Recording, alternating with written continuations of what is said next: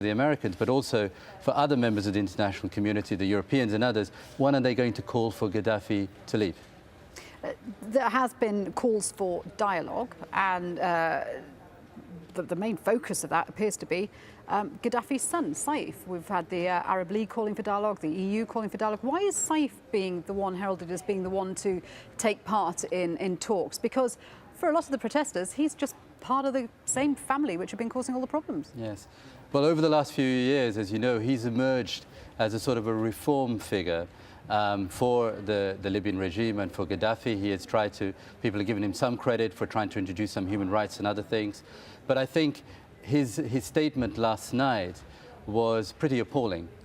It was disjointed. It was mixed with call for reform and dialogue, which was fairly unsubstantiated, with threats. A threat of civil war. Absolutely. So I think whatever credibility he may well have had, he blew it last night. Is there a sign of desperation here, though? Because we've heard that the Justice Minister has resigned. At least 2 senior diplomats have stepped down over the regime's treatment of protesters. And we know that there are, Benghazi at least is in the hands of the protesters. So what does that say about Gaddafi's grip on power?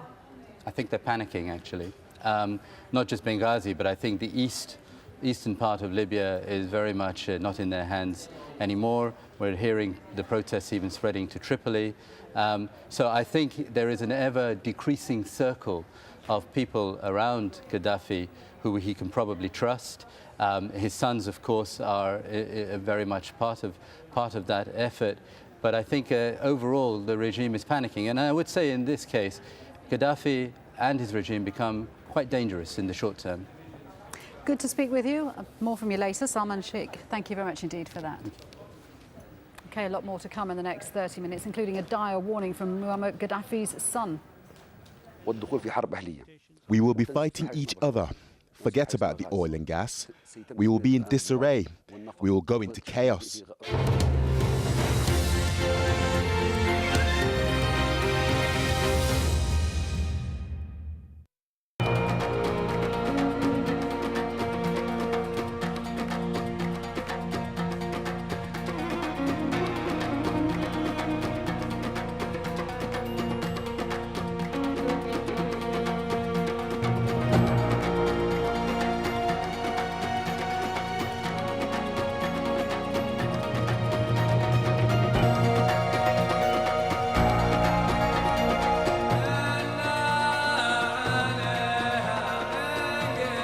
Qatar, as independent as you are.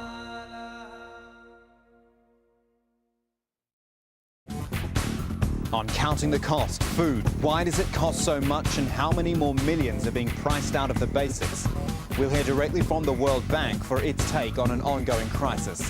Plus big business, as Nokia and Microsoft join forces, we assess the tech market. Counting the cost at this time on Al Jazeera.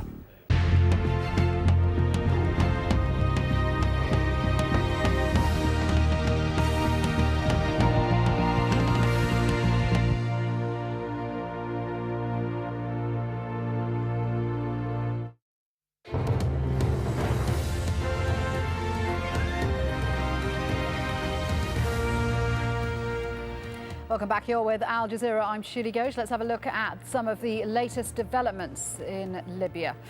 A privately run Libyan newspaper is reporting that the Justice Minister has resigned. It comes amid reports the protesters are planning to descend on the compound where Muammar Gaddafi is based.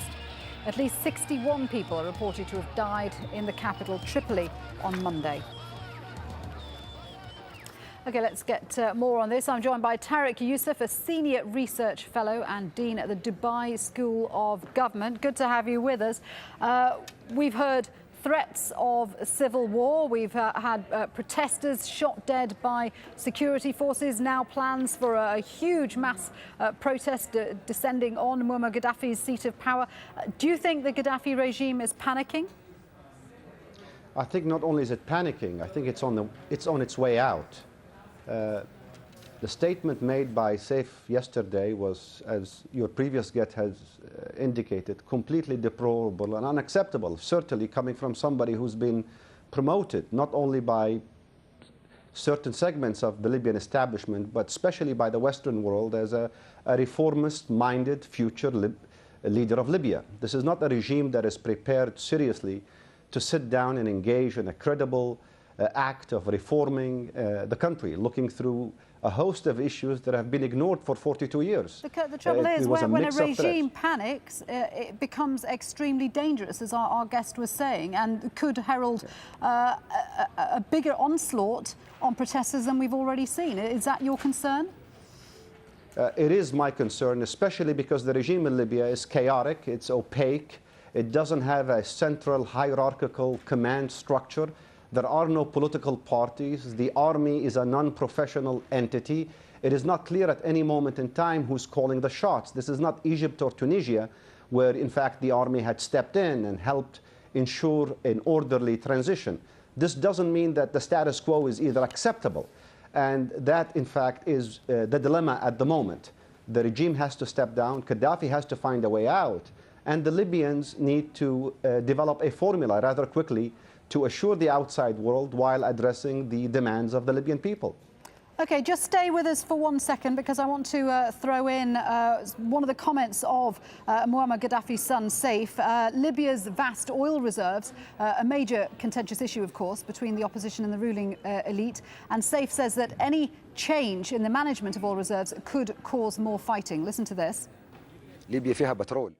Libya's oil unites us. We have one source which all 5 million Libyans benefit from. It's not in the east or in the west, it is in the middle. If we separate, who is going to run and manage these oil resources? How are we going to divide this up between us?